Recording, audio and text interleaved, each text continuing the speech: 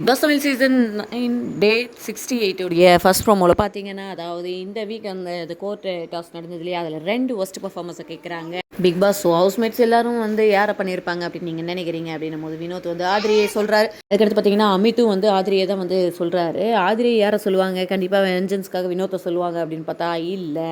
ஆதிரை யாரை சொல்கிறாங்க அப்படின்னா சாண்ட்ராவை சொல்கிறாங்க. சாண்ட்ராவை ஆதிரை மட்டும் சொல்கிறாங்களான்னா கண்டிப்பாக இல்லை. திவ்யாவும் சாண்ட்ராவை தான் சொல்கிறாங்க. இத்தனை வாரமாக இருந்த சாண்ட்ரா அவங்க இல்லை அப்படின்னு சொல்லிட்டு.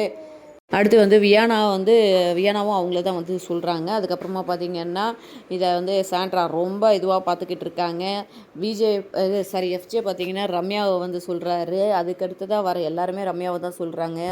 சுபிக்ஷாவும் ரம்யாவை சொல்கிறாங்க. சபரியும் ரம்யாவை சொல்கிறாங்க. விக்கல்ஸும் ரம்யாவை சொல்கிறாங்க. ஆமாம், அந்த கோர்ட் டாஸ்கில் கூட அவங்க ஒரு சாட்சியாக மட்டும்தான் நின்னாங்களே தவிர பெருசாக பர்ஃபார்மன்ஸ் எதுவும் பண்ணல அப்படின்னு சொல்லும்போது விஜய் பார்வதி என்ன சொன்னாங்கன்னா, அதாவது ரம்யா கதவை திறந்து வச்சு போகிறேன்னு சொன்னாங்க இல்லையா அப்படின்னு ஆரம்பிக்கும் போது, இங்கே பாருங்கள், நான் ஒஸ்ட் பர்ஃபார்மர் வேணா சொல்லுங்கள், அந்த கதவை திறந்து வச்சதை பற்றி எல்லாம் பேசாதீங்க, நான் வேணா ஜெயிலுக்கு போகிறேன் அப்படின்னு ரம்யா போகிறாங்க. அடுத்த அப்டேட் வேணும்னா நம்ம சேனலை சப்ஸ்கிரைப் பண்ணி வச்சுக்கோங்க.